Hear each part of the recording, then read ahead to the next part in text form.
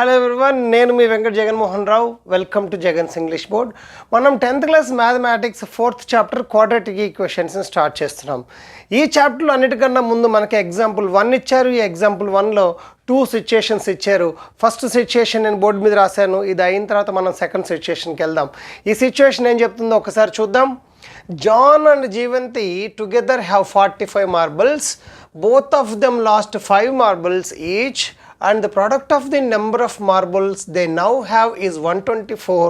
We would like to find out how many marbles they had to start with. ఇక్కడ మనకి ఒక situation ఇచ్చారు, ఒక డేటా ఇచ్చారు, అంటే ఒక ఇన్ఫర్మేషన్ ఇచ్చారు. ఈ ఇన్ఫర్మేషన్ యూస్ చేసి ఇక్కడ ఇచ్చినటువంటి సిచ్యుయేషన్ని మనం మ్యాథమెటికల్ రిప్రజెంటేషన్ చేయాల్సి ఉంటుంది, అంటే ఒక మ్యాథమెటికల్ ఈక్వేషన్ చేయాల్సి ఉంటుంది అనమాట. రైట్, ఒకసారి చూద్దాం. ఇక్కడ ఇచ్చినటువంటి సిచ్యుయేషన్ని మనం బాగా గమనిస్తే మనకి 3 ఇంపార్టెంట్ కీ పాయింట్స్ ఇచ్చారు. ఆ 3 పాయింట్స్ ఒకసారి చూద్దాం. John and Jeevanthi together have 45 marbles. First key point చూద్దాం. John and Jeevanthi have together 45 marbles. అంటే ఇక్కడ ఇద్దరు పిల్లలు ఉన్నారు, ఒకరు జాన్ అండ్ ఇంకొకరు జీవంతి. వీళ్ళిద్దరి దగ్గర కలిపి 45 మార్బల్స్ ఉన్నాయి. ఇద్దరి దగ్గర కలిపి 45 మార్బల్స్ ఉంటాయి. అంటే జాన్ దగ్గర ఎన్ని ఉన్నాయో జీవంతి దగ్గర ఎన్ని ఉన్నాయో చెప్పలేదు, కానీ ఇద్దరి దగ్గర కలిపి 45 మార్బల్స్ ఉన్నాయని చెప్పారు. That is the first key point. Second key point చూద్దాం. Both of them lost 5 marbles each. ఆ జాన్ అండ్ జీవంతి ఇద్దరు కూడా ఫస్ట్ వాళ్ళ దగ్గర ఉన్నటువంటి మార్బల్స్లో నుంచి 5 మార్బల్స్ని పోగొట్టుకున్నారు. That is the second key point. And third key point ఏంటంటే, and the product of the number of marbles they now have is 124. వాళ్ళు 5 మార్బల్స్ పోగొట్టుకున్న తర్వాత వాళ్ళ దగ్గర ఏవైతే మార్బల్స్ మిగిలాయో వాళ్ళ దగ్గర మిగిలినటువంటి మార్బల్స్ యొక్క నెంబర్ తోటి మనం ప్రోడక్ట్ చేసినట్టయితే మనకి 124 వస్తుంది అని చెప్పారు. ఈ 3 కీ పాయింట్స్ ఇచ్చారు. ఈ కీ పాయింట్స్ ఇచ్చి and we would like to find how many marbles they had to start with. మొదట్లో వాళ్ళ దగ్గర జాన్ అండ్ జీవంతి దగ్గర ఎన్ని మార్బుల్స్ ఉన్నాయో కనుక్కోవడానికి సంబంధించినటువంటి ఈక్వేషన్ని, మ్యాథమెటికల్ ఈక్వేషన్ని మనకు తయారు చేయమన్నారు.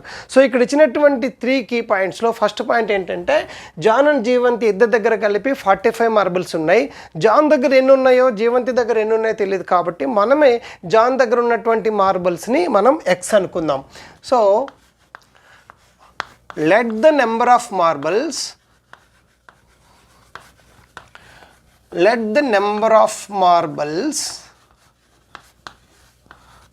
John had, అంటే జాన్ దగ్గర ఉన్నటువంటి మార్బుల్స్ని మనం ఏమనుకుందాం, ఎక్స్ అని మనం అనుకుందాం. సో ఇద్దరి దగ్గర కలిపి 45 ఉన్నాయి కాబట్టి ఒకరి దగ్గర ఫస్ట్ మనం ఎక్స్ అనుకుంటే, జాన్ దగ్గర ఎక్స్ ఉంటే ఇంకా జీవంతి దగ్గర ఎన్ని ఉండాలో చూద్దాం.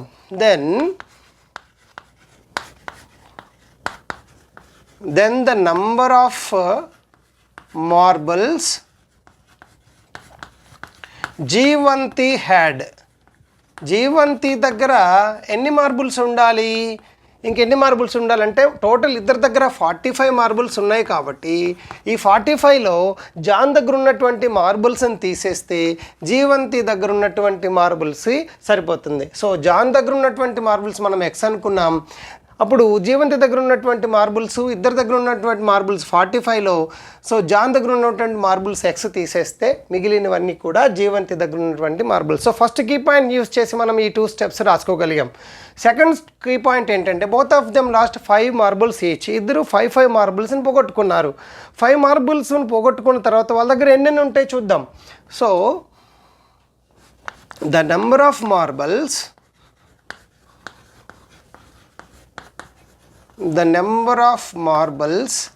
left with John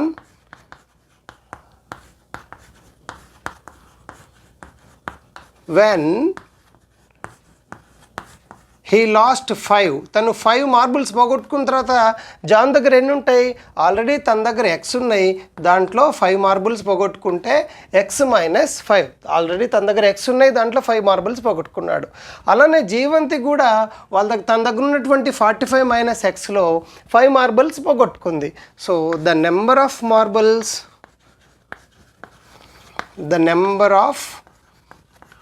marbles left with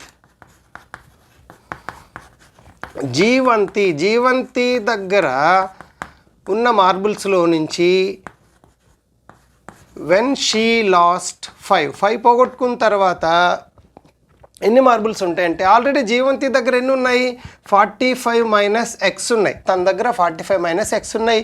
దీంట్లో 5 మార్బుల్స్ తను పోగొట్టుకుంటే ఇంకెన్ని మార్బుల్స్ ఉంటాయి 45 minus 5 40 minus x. So after they last 5 marbles each they have John దగ్గరేమో ఎక్స్ మైనస్ 5 మార్బుల్స్ ఉంటాయి, జీవంతి దగ్గర 40 మైనస్ ఎక్స్ మార్బుల్స్ ఉంటాయి.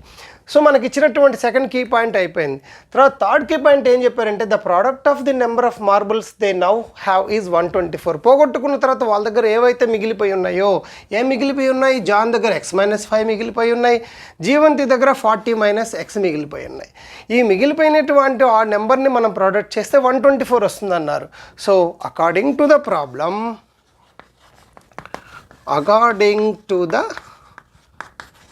according to the problem, the product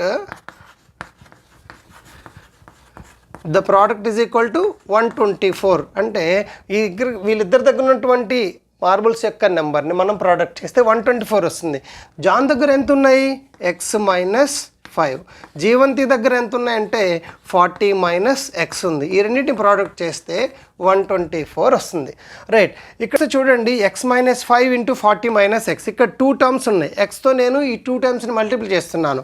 X into 40 X, X into minus X square, minus 5 into 40, 5 40s are 200, plus minus into plus minus, that is equal to minus into minus plus 5 into X, 5x is equal to 124.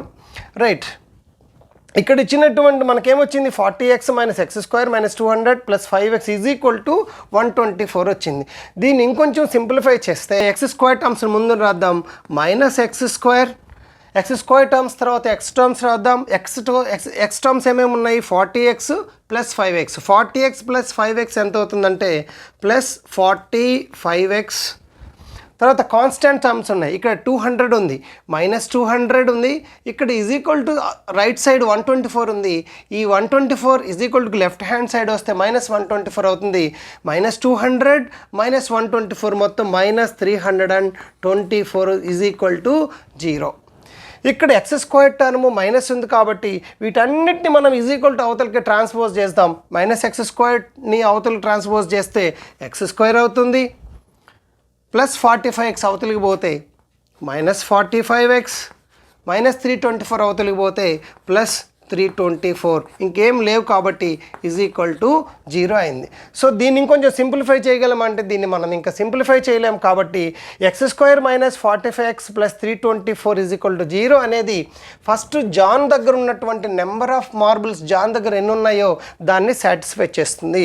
So x square minus 45x plus 324 is equal to 0 satisfies the number of marbles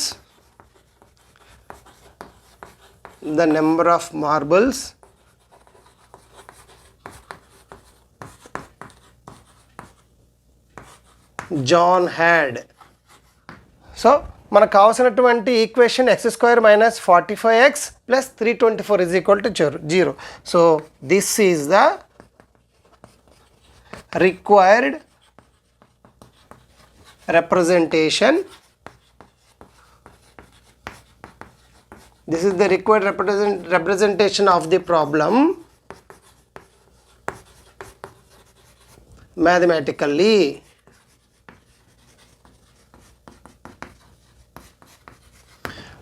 right, ఇక్కడ వచ్చినటువంటి X square minus 45x plus 324 is equal to 0.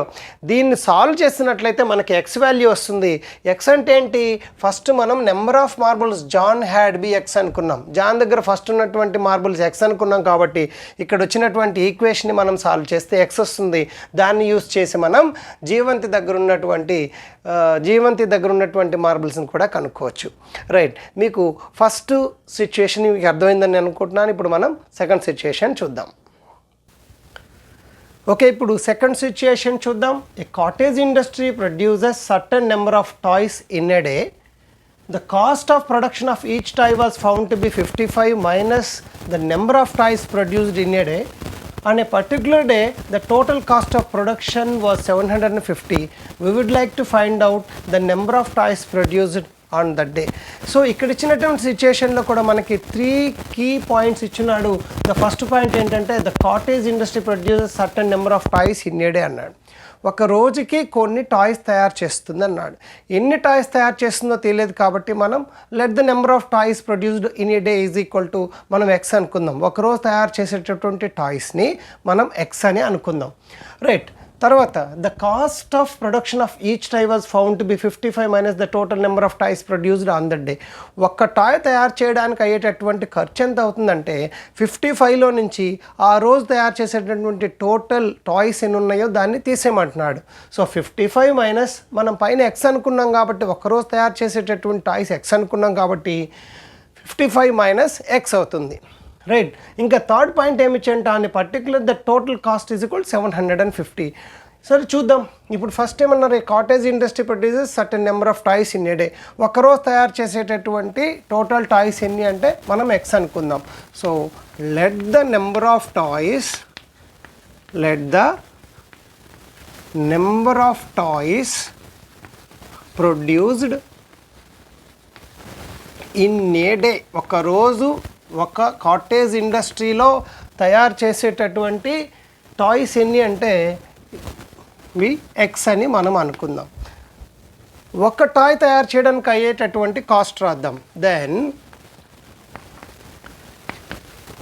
The cost of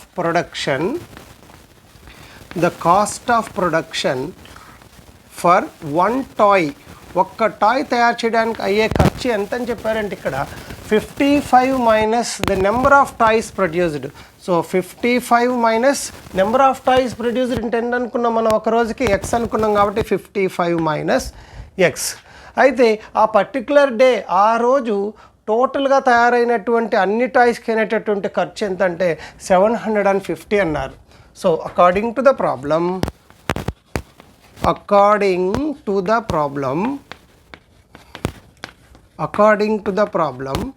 the total cost of production ఎంత అవుతుందంటే 750 అన్నారు. Total cost అంటే ఎలా వస్తుంది, total number of toys into cost of one toy. So total number of toys into cost of one toy. ఒక toy తయారు చేయడానికి అయ్యేటటువంటి ఖర్చుని టోటల్ నెంబర్ ఆఫ్ టాయ్స్తో మనం మల్టిప్లై చేస్తే మనకి టోటల్ అయినటువంటి ఖర్చు వస్తుంది. So total number of toys ఎన్ని తయారు చేస్తున్నారు ఒక రోజు కంటే ఎక్స్ టాయ్స్ తయారు చేస్తున్నారు కాబట్టి X into cost of one toy తయారు చేయడానికి అయినటువంటి ఖర్చు ఎంత అవుతుంది అనుకున్నాం మనం, 55 minus X that is equal to 750. So ఇక్కడ ఇచ్చినటువంటి ఈక్వేషన్ని మనం సింప్లిఫై చేద్దాం. X into 55x X into X square. ఇక్కడ ప్లస్ రావాలా మైనస్ రావాలంటే ప్లస్ ఇంటూ మైనస్ ఎంత అవుతుంది, మైనస్. బాగా గుర్తుపెట్టుకోండి, plus into minus is equal to minus. అంటే ఒక మైనస్ వస్తే మైనస్ వస్తుంది, లేదా మైనస్ ఇంటూ ప్లస్ కూడా ఎంత అవుతుంది, మైనస్ అవుతుంది. ప్లస్ ఇంటూ మైనస్ అవుతుంది, మైనస్ ఇంటూ ప్లస్ కూడా మైనస్ అవుతుంది, లేదా minus into minus is equal to plus. అలానే plus into plus is equal to ప్లస్సే. రెండు ప్లస్లు ఉన్నా రెండు మైనస్లు ఉన్నా ప్లస్ అవుతుంది. ఒక మైనస్ ఒక ప్లస్ ఉన్నప్పుడు మైనస్ వస్తుంది. కాబట్టి X into minus X is equal to minus X square is equal to 750. దీన్ని ఇంకా సింప్లిఫై చేయొచ్చు. 750ని యువతలకు ట్రాన్స్పోజ్ చేద్దాం. 55x minus X square minus 750. దీన్ని ఇంకొంచెం సింప్లిఫై చేస్తే ఎక్స్ స్క్వేర్ టర్మ్ని ముందు రాద్దాం. మైనస్ ఎక్స్ స్క్వేర్ టర్మ్ అయిపోయిన తర్వాత ఎక్స్ టర్మ్ రాద్దాం, plus 55x minus 750 is equal to 0.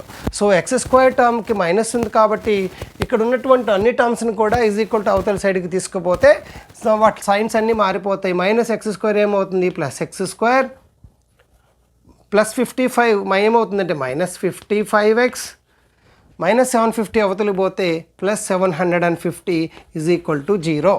So దీన్ని ఇంకా మనం సింప్లిఫై చేయలేం. దీన్ని మనం ఏం చేయగలమంటే సాల్వ్ చేయగలం.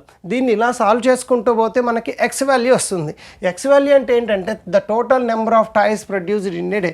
ఒక్కరోజు తయారు చేయగలిగినటువంటి టోటల్ నెంబర్ ఆఫ్ టాయ్సే మనకి ఎక్స్. దీన్ని సాల్వ్ చేస్తే మనకు వచ్చేటటువంటి X total number of toys. అంటే ఈ equation total number of toys produce in a డేని సాటిస్ఫై చేస్తుంది. So x² -55x + 750 satisfies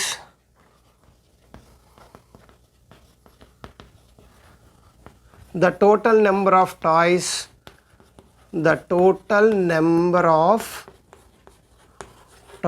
produced in a day. Right? So this is required representation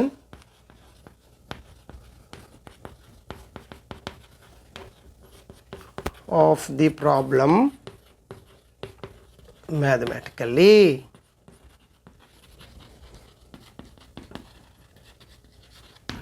right, example 1 మీకు అందరికి అర్థమైంది అనుకుంటున్నా. నెక్స్ట్ మనం example 2కి వెళ్దాం.